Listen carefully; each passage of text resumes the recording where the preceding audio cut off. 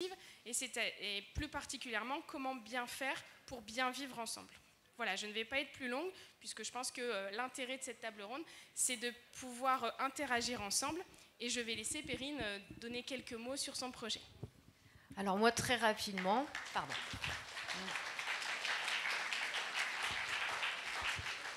Le projet qu'on a mené à Jacques-le-Caron, c'est un projet qu'on a fait plus précisément à destination des internes parce qu'en fait, ils se retrouvent de toute la région. Ils vivent ensemble toute la semaine sur un territoire qu'ils ne connaissent pas forcément, mais ils ont la chance, effectivement, en étant hébergés sur Arras la semaine, d'être considérés aussi comme membres de la communauté urbaine. Donc on a voulu essayer de travailler là-dessus et travailler sur la thématique de la fraternité pour pouvoir donner du sens à ces jeunes qui vivent de manière collective pendant la semaine pour qu'ils puissent un petit peu réfléchir à cette notion. Donc en fait, on a fait une semaine qui était dédiée à la fraternité pour les internes et qui a été décomposée en 4 temps. En fait, chaque soir à l'internat, on a fait des choses différentes.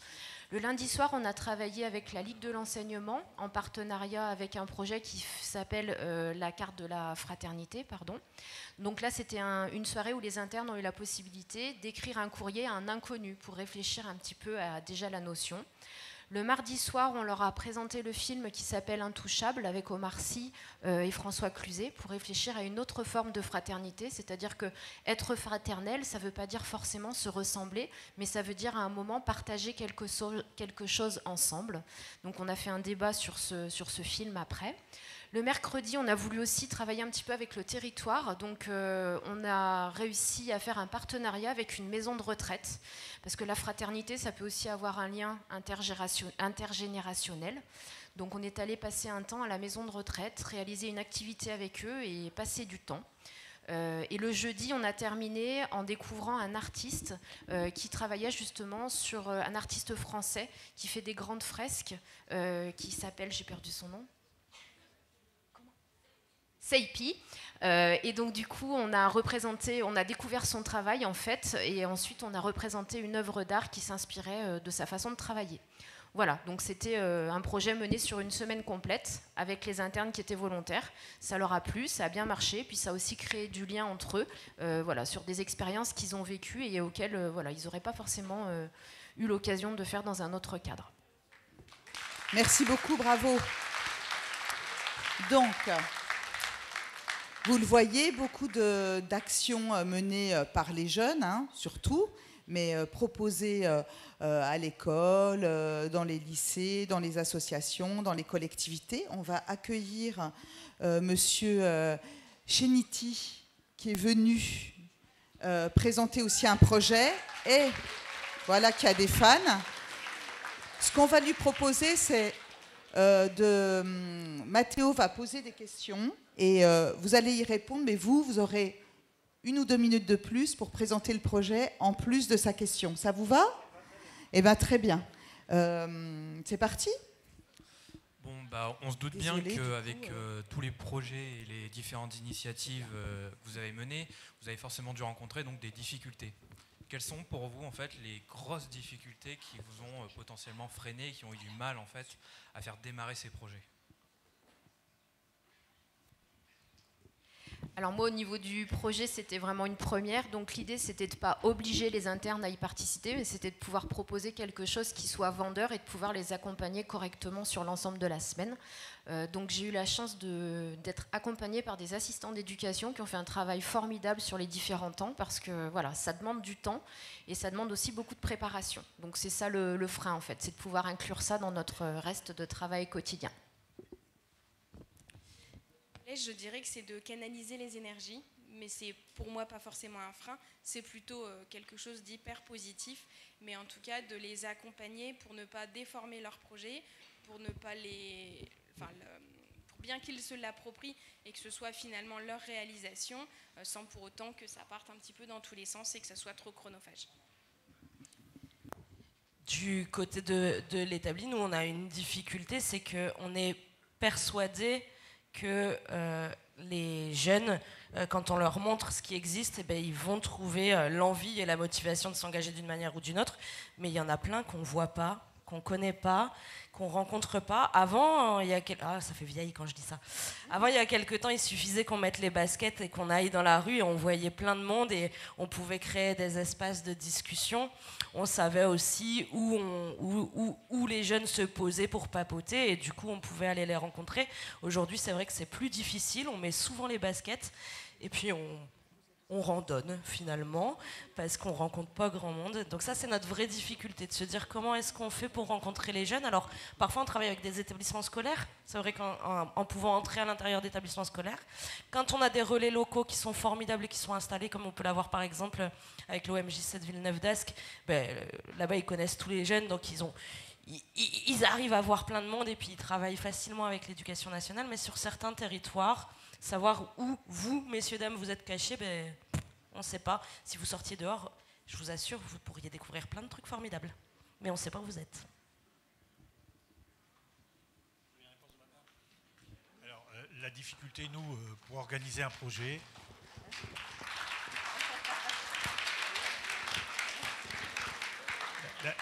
La difficulté, quand on a un établissement en charge, un gros établissement, c'est d'être facilitateur dans le cadre de l'organisation de ce projet, parce que forcément, ça vient impacter un fonctionnement global, ça vient toucher l'ensemble des acteurs de l'établissement.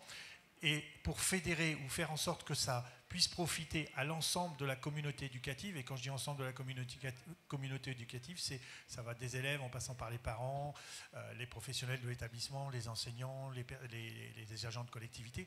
Donc faire adhérer sur un projet comme on l'a monté de plus d'une semaine, l'ensemble des acteurs, faire que l'ensemble des acteurs soient aussi eux-mêmes des acteurs et adhèrent, c'est ça la grosse difficulté quand on est sur une très grosse structure. Parler d'éducation nationale, s'ouvrir aux autres, tout en gardant ce côté sécuritaire, parce qu'on a quand même aussi, il faut sécuriser l'ensemble. Nous, dans le cadre du projet, on avait un moment phare où on a accueilli 700 élèves avec Plantu. Donc voilà, tout ça, tous ces projets se réfléchissent bien en amont. Donc la difficulté, c'est d'anticiper sur un fonctionnement global qui est très complexe. Nous, on a démarré en septembre pour un projet qui a eu lieu 6 à 7 mois après. Donc voilà, c'était ça la grosse difficulté.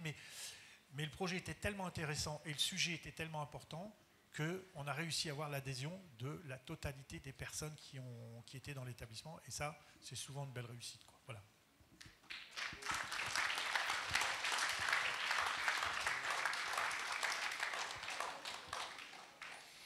Alors nous, les difficultés qu'on peut rencontrer, c'est comment aussi communiquer avec les jeunes. Moi, je me souviens, suite aux Assises de la jeunesse, on avait eu l'idée, aussi suite à la demande des jeunes, de créer un collectif qui parlerait de la transition écologique et du climat, donc, qui sont devenus maintenant les jeunes influenceurs pour le climat. Et moi, je me souviens que la première fois que j'ai dû les contacter, c'était par mail. Donc de communiquer par mail avec des jeunes. Enfin, je ne sais pas si vous êtes dans la salle, si on vous envoie des mails, je ne suis pas sûr que déjà nous professionnels, des fois on est bombardés de mails, on n'y répond pas. Donc c'est des fois aussi les outils, nos outils de communication. Donc c'est vrai que depuis, ça nous a amené à réfléchir sur nos pratiques. Ça c'est important aussi, de s'adapter. Donc depuis on est passé en mode réseaux sociaux, donc on a une page Instagram, on a également des groupes WhatsApp. Donc ça nous permet aussi de bouger un peu les lignes, nous, dans nos pratiques. Et aussi, c'est un peu les publics, il y a des publics qu'on a vraiment du mal à capter. C'est vrai qu'on fait beaucoup d'aller vers, mais il y a ce qu'on appelle les publics dits les invisibles. C'est vrai qu'on a beau prendre notre bâton de pèlerin, des fois c'est compliqué d'aller chercher ces publics vraiment très très éloignés. Et c'est aussi comment on permet à ces jeunes de lever les freins. Là, je prends un exemple. Je vous parlais tout à l'heure, je pars bientôt en Espagne avec un groupe de jeunes. C'est comment aussi on dit aux jeunes, venez, n'ayez pas peur d'aller à l'étranger, n'ayez pas peur même si vous ne parlez pas la langue, maintenant il y a plein d'outils, il y a plein de choses qui permettront de communiquer avec l'autre. C'est comment on passe cette barrière de la crainte, de la peur, pour dire venez participer, n'hésitez pas à franchir les portes, à pousser les portes, on vous accompagnera et on vous aidera à faire en sorte que ça se passe bien.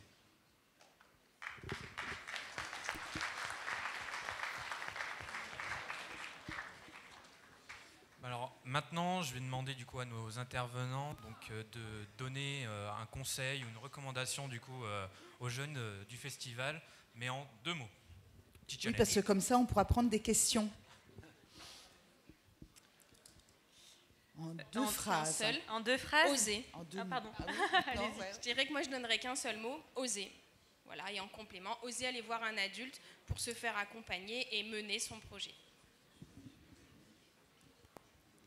Moi, en une phrase, ça serait « Vous avez le pouvoir ». Voilà. De mener vos projets, de faire ce que vous avez envie, de vous engager, de participer à la vie citoyenne. Voilà, vous avez le pouvoir. Moi, je compléterais en disant croyez en vos rêves. Voilà.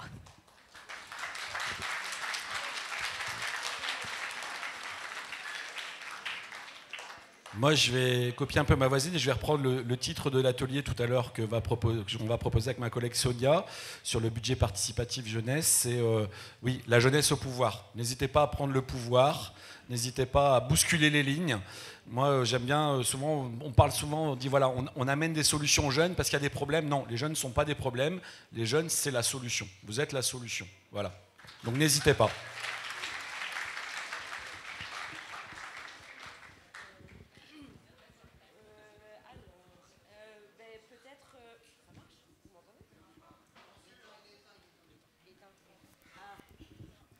Non? Oui, pardon.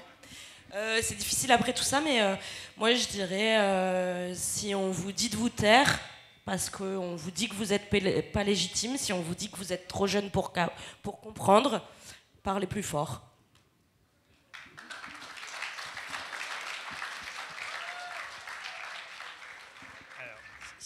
C'est dur effectivement de passer en dernier, il y a beaucoup de choses qui ont été dites.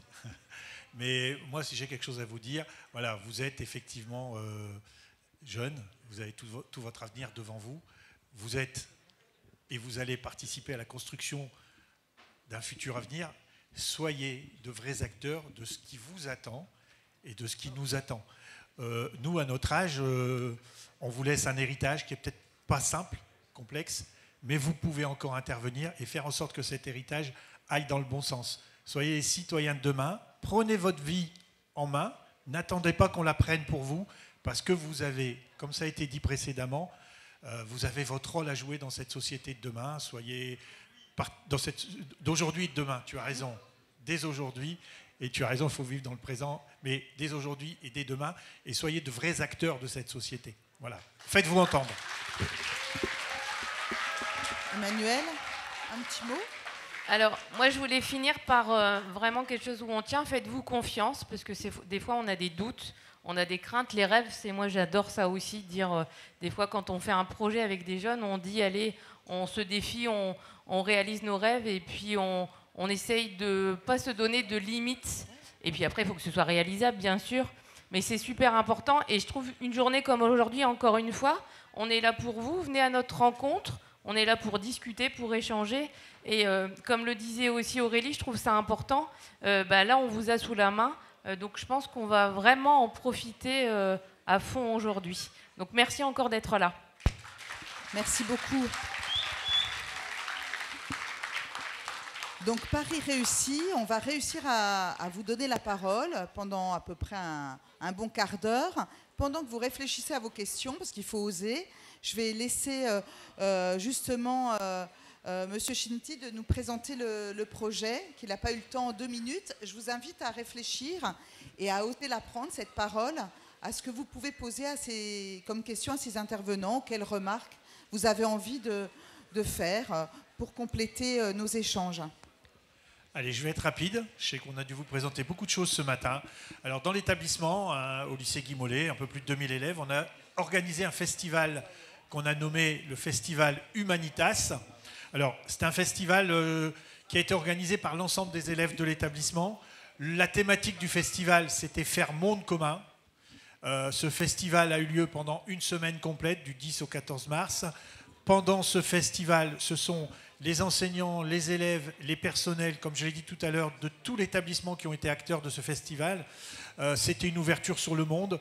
Ça a concerné les 2000 élèves de l'établissement. Il y a eu des ateliers d'art oratoire, il y a eu des ateliers d'haïku, des ateliers d'expression, des ateliers théâtre, des constructions de petites capsules cinéma organisées par la section cinéma. Enfin, il y a eu une multitude d'actions, ça a duré toute la semaine, des intervenants de Monde Sans Frontières, des journalistes, des auteurs qui sont venus dans l'établissement. Tout ça, ça a nécessité quand même de gros financements. Ça a duré, comme je vous l'ai dit, une semaine. Le point d'orgue de cette semaine du vivre ensemble et de ce festival Humanitas, ça a été la venue notamment de Plantu au casino, dans la salle du casino à Arras. Il y avait 700 élèves qui venaient de tous les établissements d'Arras, de tous les lycées d'Arras. Il y a eu une intervention sur la caricature. Comme vous savez, c'est un sujet. Il est venu, il est intervenu auprès des élèves, il a répondu aux questions. La thématique, effectivement, c'était le vivre ensemble, les aspects citoyens et collaboratifs de chacun. C'est un festival qu'on a construit depuis septembre, qui nous a demandé énormément d'énergie et des financements. Et d'ailleurs, je remercie tous les partenaires qui nous ont aidés dans le cadre de ce festival. C'est en partenariat avec la ville et avec tous les acteurs du territoire. Voilà, j'ai essayé d'être super, rapide, merci. court, précis, concis. Et juste pour vous montrer aussi le travail qui a été effectué par les élèves. Voilà, c'est le type de travail. Il y avait un programme qui couvrait toute la semaine et qui présentait toutes les actions. C'est un des éléments, mais voilà, c'est pour vous montrer un petit peu le travail conséquent. Et encore une fois, je le redis, tous les acteurs de l'établissement, toute la communauté éducative, faire monde commun, c'était le cas de le dire, tout le monde a adhéré à ces valeurs et à ce beau projet qu'on a partagé tous ensemble. Voilà. Merci beaucoup. Alors, on sent qu'on a envie de parler là dans la salle. Donc, n'hésitez pas, ceux qui ont envie de prendre la parole, vous levez la main. Ah, le micro, c'est une question d'habitude. Hein. Est-ce que certaines personnes dans la salle ont envie de prendre la parole? Je vois.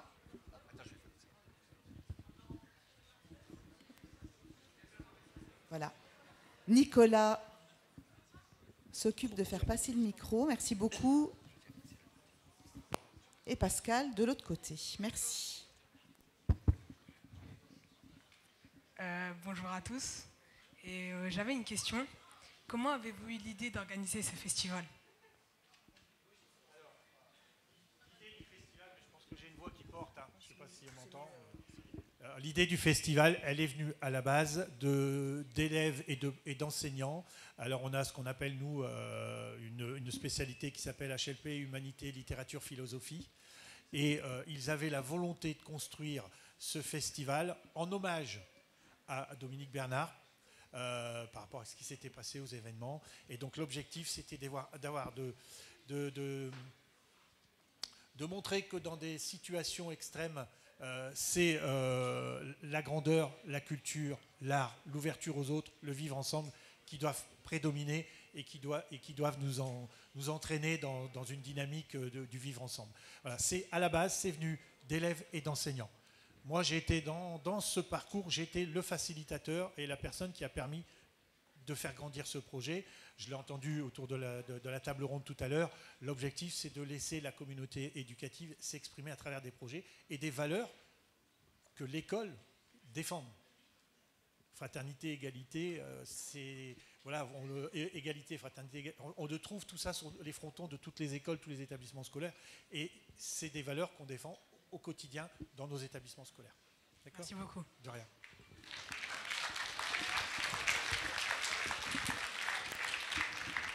Une autre question, là, ici. Vas-y Pascal. Je suis sur le coup. Allez, allez. Merci. Bonjour, je m'appelle Sekar Marc et moi je voulais vous demander, ça fait combien d'années que le festival Provox existe? Ça c'est une question pour... 2017 Saint-Quentin 2017 Ouais, Saint-Quentin 2017. Et c'est ce que Stéphane, tu disais tout à l'heure, la première fois, j'étais là, on était 40. Vous avez fait des petits, visiblement. Très bien. Une autre question?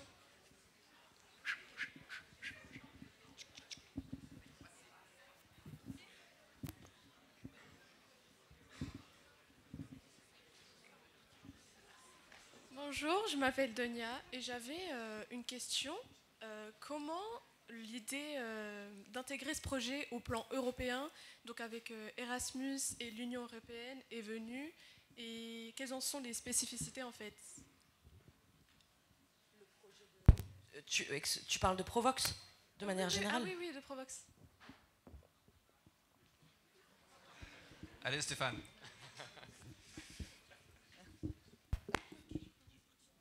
Merci Claudie. Au revoir, bonne journée. Écoute, le démarrage du truc, je vais le faire vite, 2015 à Riga, dans le cadre de l'Europe, il y a une résolution qui est prise pour dire demain, il ne faut plus faire de la politique comme hier. Les citoyens, notamment les jeunes, ont droit à la parole. Ce ne sont pas que, ça a été dit tout à l'heure, on n'est pas citoyen que parce qu'on va voter. On est citoyen tout le temps, avant, pendant, après. Il y a une résolution qui a dit, voilà, quand vous retournerez dans vos pays, vous, les ministres européens, portez cette résolution pour dire, on fait de la politique maintenant, on peut faire de la politique avec les gens en fait. C'est pas que la politique ne doit pas appartenir qu'aux politiciens. Le ministre de l'époque en France a dit, c'est super intéressant, on va demander au CNAGEP, Comité national des associations d'éducation populaire, de porter cette proposition de faire la participation citoyenne une politique publique en France. Le CNAGEP a donc s'est saisi de ça, grâce du coup au ministre de l'époque, qui s'appelait Caner, je ne sais plus son prénom, mais voilà. Philippe, Patrick, c'est pas loin, Patrick Caner. Qui, donc il faut rendre un à César, là, il a proposé ça. Depuis, le CNAGEP porte la participation citoyenne, ça s'appelle Provox, au niveau européen, France-Europe. Du coup, les jeunes, ça a été dit par Simon tout à l'heure, vous pouvez en faire partie, vous pouvez créer une délégation pour porter et participer aux politiques européennes. Ça, c'est à l'échelle France-Europe.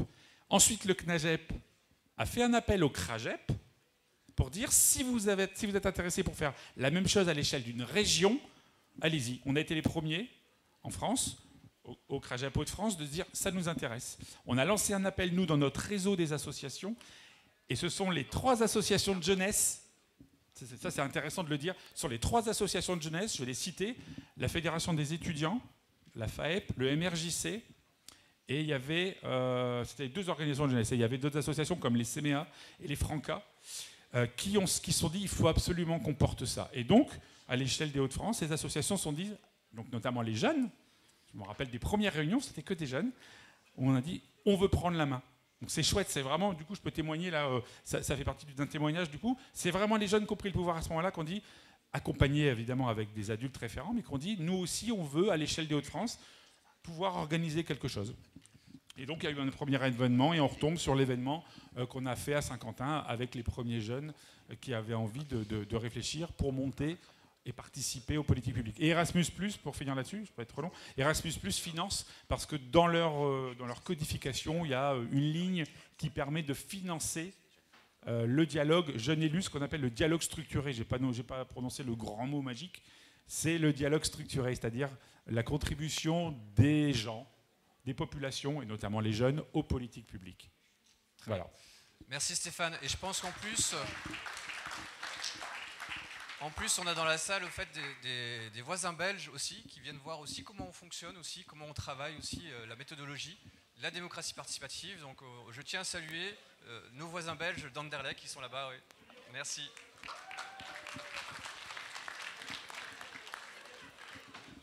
Alors, y a-t-il d'autres questions? Oui.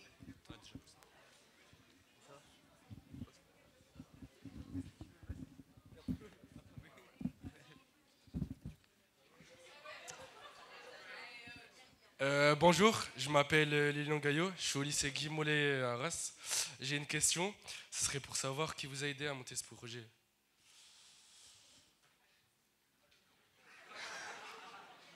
Lequel? Provox. Qui t'a aidé? Oui, il faut que tu n'as pas été clair, Stéphane. J'ai pas été clair. Donc le CRAGEP, on a été dans toute la démarche que je viens de vous présenter, on a été aidé, je l'ai dit tout à l'heure en introduction, par la DRAGES, qui est la Direction régionale académique jeunesse et sport. Ils sont là? Engagement, jeunesse et sport. Coucou, à vous. Voilà, je vois les mains, ils sont tout au fond là-bas, juste à côté de toi, tu vois, si tu veux des infos sur la DRAGES, qui est la représentation de l'État jeunesse et sport en région. Et le Conseil régional des Hauts-de-France, qui nous ont accompagnés financièrement, qui nous ont fait confiance depuis le début, donc c'est vrai que on peut les remercier. Et puis Erasmus+, voilà, donc financièrement, mais aussi, ce qui est important de dire quand même, je ne l'ai peut-être pas dit tout à l'heure, je n'ai pas été clair du coup, en effet, c'est qu'on a monté, on a créé une espèce de comité de pilotage pour que le CRAGEP avec ses membres, donc des associations, j'en ai cité quelques-unes, mais aussi des représentants de l'État, donc via la Drages et du Conseil régional, on a commencé à réfléchir ce que pouvait être Provox ensemble. Et évidemment, il y avait des jeunes, il y avait un comité jeune à l'époque, des jeunes qui ont... Alors c'était plus petit, c'était plus facile, puisque voilà, on n'était pas très nombreux. Aujourd'hui, ça grossit, et aujourd'hui, on va dans les territoires depuis l'année dernière. L'année dernière, le festival avait lieu à Valenciennes, et cette année, je l'ai dit aussi, voilà, et ça a été dit largement, il a été co-construit avec la CUA et la ville d'Arras. Donc aujourd'hui, le festival a été vraiment... C'est vraiment ouvert à plein d'acteurs. Il y a des structures, des associations, je ne vais pas toutes les nommer, il y en a plein, qui accompagnent tout ça. Vous les verrez d'ailleurs sur les ateliers. On ne fait pas ça tout seul, on est vraiment très très nombreux dans le pilotage, et c'est M. Simon qui arrive après, qui coordonne tout ça. Oui, c'est pas que tu n'as pas été clair, c'est que c'est un peu compliqué parce qu'il y a plein de partenaires. C'est au niveau européen, ça se décline nationalement, et puis on n'est pas tellement au courant de tout ce qui est mis en place.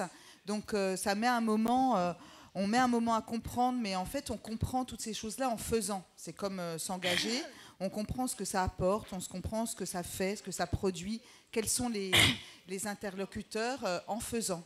Et aujourd'hui, vous allez commencer un peu à comprendre un peu toute cette démarche-là, et ensuite vous aurez les coordonnées de tout le monde, et si vous avez envie d'en savoir plus, d'approfondir, eh bien vous pourrez le faire après, et c'est comme ça que petit à petit, vous allez de plus en plus vous engager à tous les niveaux. D'autres questions? Oui, je crois. Bonjour, je m'appelle Maxime, j'ai 12 ans, je suis au collège à Danlal, et je voudrais juste savoir pourquoi ça s'appelle Provox. Ah, moi je sais ça. Ah, on va savoir. Alors c'est au niveau du CNAGEP. Donc, normalement, ça s'appelle Dialogue structuré européen, et au niveau local, Dialogue structuré territorial. Et normalement, c'est aussi mené au niveau régional, la déclinaison, mais ça peut aussi se décliner au niveau local. C'est un peu une grosse machine. Et justement, comme ça s'adresse aux jeunes, la personne qui était en charge de ce projet-là au CNAGEP s'est dit, c'est pas très vendeur, dialogue structuré européen. Et puis il a réfléchi, et on était plusieurs d'ailleurs, et voilà, c'est comme ça qu'est né le Provox, parce qu'on trouvait que c'était sympa, plus communicant. Et effectivement, je crois qu'il avait raison, parce que dès qu'on parle de dialogue structuré européen ou de dialogue structuré territorial, on perd tout le monde, alors que Provox, ça marque les esprits, et comme ça, c'est facile d'aller chercher sur Internet pour avoir plus d'infos. Parce que il y en a eu des dialogues, et il y a eu des propositions de jeunes, et tout ça, ça se trouve sur le site. Et donc, ça permet un moyen mémotechnique. Voilà. Et vous avez tous reconnu le latin vox, qui veut dire la voix en latin. Donc fait. Provox, pour la voix, pour vous donner, faire entendre votre voix. Exactement. D'autres questions? Oui, Florian. On est bien là. Alors bonjour, je m'appelle Ayman. Vous me pardonnerez si j'ai un peu la voix tremblante, la question est assez complexe, mais j'en profite parce que là on a quand même des acteurs assez différents. On a notamment un conseil départemental, on a des maisons d'association, donc l'éducation populaire, et on a également un lycée, donc l'éducation nationale. Je voulais savoir, pour vous, quel lien vous faites en fait entre la structure depuis laquelle vous travaillez et le festival Provox. Quel lien vous avez, surtout vis-à-vis de la question de l'éducation? On a déjà établi le fait qu'on aimerait que les jeunes aient plus de pouvoir dans la décision politique. Tout le monde s'est levé pendant la première question de l'assis debout, donc voilà. Mais en même temps, on a un parallèle aussi où l'éducation nationale semble être un peu défaillante, notamment les cours d'enseignement moral et civique, qui étaient anciennement enseignement civique et encore avant moral. Ça semble un peu méconnaître en l'élève le citoyen de demain, mais d'aujourd'hui également. Donc pour vous, quel lien est-ce que votre projet et le Festival Provox avaient en fait? Comment est-ce que vous concevez votre rapport au Festival Provox? Est-ce qu'il essaye d'établir depuis maintenant 2017? Merci beaucoup. Alors qui se lance? La question qui revient toujours, qui est une demande depuis très longtemps. Je vois. Alors, sur l'aspect, on a parlé des cours de MC qui se développent, qui se rajoutent, qui augmentent, et sur les activités dans le cadre de fonctionnement, que ce soit dans un lycée ou dans un collège, je l'ai dit tout à l'heure, ces valeurs citoyennes, ces valeurs de partage, d'humanité, d'ouverture, sont au cœur de nos politiques éducatives. c'est pas à travers simplement une organisation ou des cours, c'est à travers des festivals, des organisations, des constructions tout au long de l'année. C'est vraiment au cœur de nos préoccupations. C'est pas, et au contraire, moi j'ai envie de dire l'inverse de ce qui a été dit. Je vais prendre pour exemple le projet qui a été mené dans l'établissement. Ce n'est pas un projet qui a été mené par un élève, une classe, un enseignant. Je l'ai dit tout à l'heure, il a été porté par les 2100 élèves de l'établissement, les 300 personnels de l'établissement. J'ai envie de dire, il y a 2 parents par élève, ça fait 4000 par an. C'est-à-dire que tous les acteurs de l'établissement ont porté le projet. Le sujet était tellement important, prenant, qu'il y a eu une volonté commune. Alors d'ailleurs, c'était faire monde commun, hein, le titre, la thématique. Et moi, j'ai toute confiance en fait dans les jeunes de demain et dans ces valeurs qu'on a défendues ensemble. Le point d'orgue, j'en ai parlé tout à l'heure avec Plantu, ça a été un échange. Tous les élèves ont apprécié, ont partagé, ça a bousculé certaines idées. Ça, effectivement, hein, on est là pour ça. Et dans le cadre de ce projet, c'est essentiel que nous ayons tous les partenaires. C'est pas quand on parle de faire monde commun ou de travailler ensemble.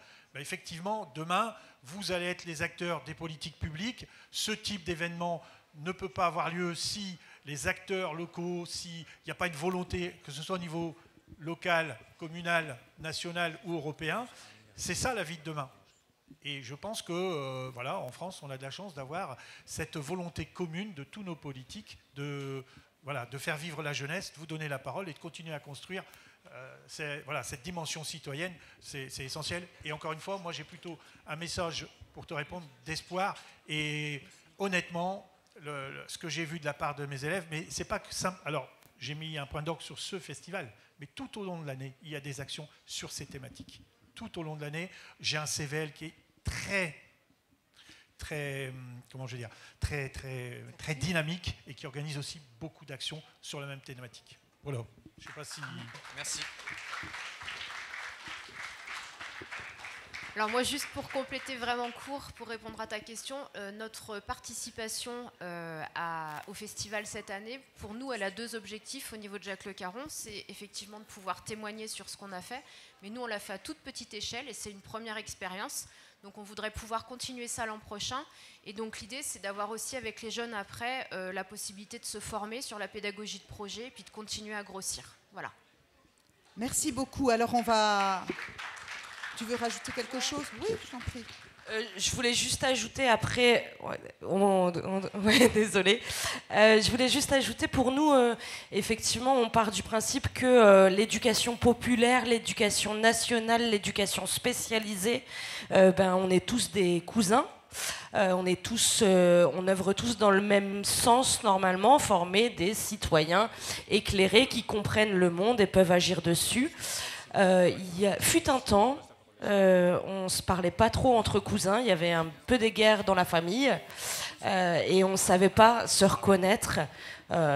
Nous, les copains de l'animation, on avait l'impression que les profs, ils nous regardaient comme des gens qui faisaient des jeux et c'est tout. Les copains de l'éducation spécialisée, ils n'avaient pas forcément de lien avec les établissements. Je pense que là, on a bien compris, Ayman, qu'on est censé œuvrer tous ensemble et vous le répétez souvent. Bah ouais, moi j'aime bien rentrer dans les établissements et je me rappelle souvent en discutant avec des membres d'établissements et de l'Éducnat qu'on est cousins et que dans les collectivités locales aussi, il y a des membres de la famille et que si on œuvre chacun dans notre coin et sans parler aux jeunes, ça marche pas. C'est pas encore fluide et le cas partout, invitation. Merci beaucoup. Alors là, moi j'ai la lourde tâche de terminer cette session de questions, mais la journée n'est pas finie et les échanges peuvent se poursuivre en dehors des plénières. Hein. Et il y en a une deuxième de plénière, etc. Je voulais remercier nos intervenants qui ont joué le jeu, d'être concis, rapides et de nous permettre de prendre des questions dans la salle. Merci beaucoup. Merci beaucoup à tous d'avoir osé la prendre, la parole. Et puis, avec Mathéo, on vous remercie beaucoup. On a été ravis d'être avec vous et on va passer la parole à Simon. Oui, c'est pas terminé. Attendez. Juste avant que vous quittiez la salle, parce qu'il va y avoir quelques éléments importants que Simon va vous donner pour savoir où vous devez aller. Sinon, attendez, on va vous Simon. Perdre. Oui. Voilà. Simon vous explique bien comment ça se passe pour les ateliers vers lesquels vous allez aller maintenant. Vous allez pouvoir prendre la parole et vous exprimer. Bien, rebonjour à vous. Donc moi j'ai la lourde tâche que la répartition de 600 personnes dans 51 ateliers se passe à peu près bien. Alors, je vais vous expliquer comment ça fonctionne. Tiens, vous avez normalement pour tous les groupes scolaires, écoutez-moi bien, vous avez un badge, d'accord? Sur ce badge, vous avez votre prénom, votre nom, etc. Mais vous avez aussi votre code atelier et votre atelier.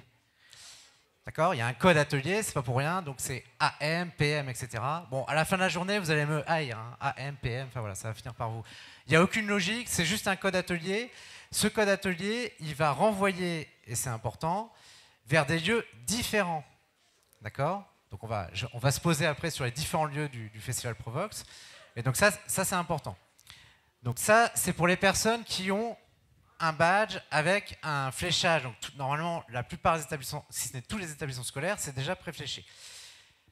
Pour les autres qui n'ont pas encore d'atelier ou d'inscription d'atelier, alors la priorité reste aux jeunes effectivement qui sont déjà inscrits sur les ateliers, plus d'autres jeunes qui n'auraient pas pu effectivement avoir de préfléchage sur les ateliers. Ensuite, vous êtes un certain nombre d'adultes, de partenaires, de professionnels, de collectivités territoriales. C'est formidable, c'est aussi l'objet du festival. Maintenant, on est un petit peu plus de monde que prévu. Donc, on va vous demander tout simplement une posture d'écoute, de rester en observation et en soutien des ateliers. C'est très important. Il y a des ateliers, vous allez voir, qui sont assez nombreux. Je précise aussi que, avec la ville d'Arras, à celui-là, nous avons fait notre maximum en termes de logistique. Mais un certain nombre d'ateliers, vous serez en partie debout. Là aussi, voilà, priorité aux jeunes, et donc les adultes, on reste debout et éventuellement en observation. D'accord ? Pour toutes les personnes qui n'ont pas pu s'inscrire à un atelier aujourd'hui, ce qu'on vous invite à faire, du coup, c'est à choisir vos ateliers et donc à essayer de vous poser sur un atelier qui vous correspond et qui vous intéresse, plutôt dans une posture d'observation. Est-ce que ça va jusqu'ici? Je ne vous ai pas perdu? Bien. Alors, nos différents lieux. Donc ici, on est à l'hôtel Mercure dans l'amphithéâtre.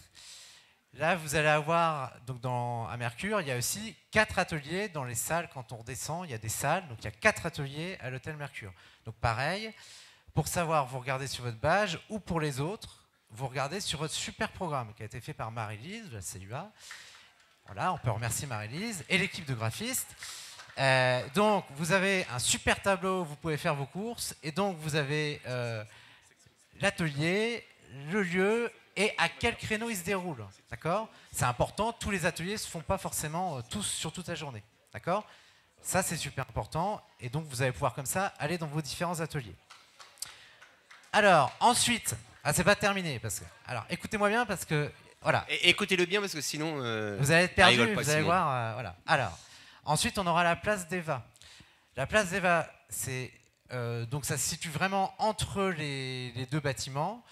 Si vous sortez par l'entrée principale, c'est à droite et à droite. Si vous sortez par l'entrée côté parking, c'est à gauche et à gauche. D'accord ? Voilà. Bon, je vous invite à bien suivre vos accompagnateurs si vous êtes en groupe scolaire. Bon. Et sinon, normalement, c'est bien fléché. On sera là, de toute façon, je précise aussi, tous ceux qui ont un t-shirt, voilà, sont un petit peu le staff qui nous aide, etc., voilà, sont censés en tout cas pouvoir un petit peu vous guider. Donc voilà, si vous avez des questions. Et ensuite, on a la salle Giraudon. Ah oui, alors place d'Eva, il y a 10 ateliers. D'accord ? Voilà. Donc en extérieur, au soleil. Elle est meilleure, voilà. Alors, ouais, on est tous les meilleurs, Aurélie. Alors, et ensuite, il y a la salle Giraudon. Alors là, écoutez-moi bien. Il y a 33, de mémoire, ateliers à la salle Giraudon. D'accord ? Donc vous allez avoir un plan. Vous avez un plan qui va être affiché. Ce plan sera affiché à l'entrée, à droite ou à gauche, quand vous entrez dans la salle Giraudon, d'accord, qui va vous permettre de vous repérer avec les codes ateliers. Ça va vous éviter de déambuler dans toute la salle Giraudon avant de trouver votre atelier. Ça peut être fort pratique, d'accord ? Il y a toute une équipe de jeunes qui a affiché les plans, qui va aussi vous guider, donc pour la salle Giraudon, d'accord ? Voilà, je crois que... Alors, je reprends mon petit papier pour savoir si j'ai bien... tout. Donc les adultes, donc voilà, bien en soutien, en prise de notes. Je précise aussi que c'est une démarche au long cours. Le but, c'est d'alimenter aussi le projet de territoire de la CUA et plein d'autres choses à l'échelle régionale, etc. Et donc, je compte aussi sur vous, enfin jeunes et moins jeunes, pour bien prendre des notes des ateliers, pour bien capitaliser et qu'on puisse avoir un super livret de valorisation de tout ce qui sera dit. C'est super important. Et en fait, cette tâche, elle ne repose pas qu'aux seuls animateurs. C'est aussi à nous, jeunes et moins jeunes, d'être attentifs à ce qu'on prenne bien des notes de tout ce qui se dit dans les ateliers. D'accord ? Donc normalement, il y a des fiches pour écrire, etc. Bah, sinon, on prend en note. Voilà. En tout cas, normalement, il y a ce qu'il faut. Les repas. Alors, les repas. Voilà les informations importantes. Alors, les repas. Donc, écoutez-moi bien, ça va se dérouler dans la salle Giraudon à partir de 12h30. Ce qu'on va vous demander, c'est de bien respecter un certain nombre de consignes, mais la consigne assez simple, c'est que vous allez pouvoir prendre un repas et après sortir à l'extérieur de Giraudon, d'accord ?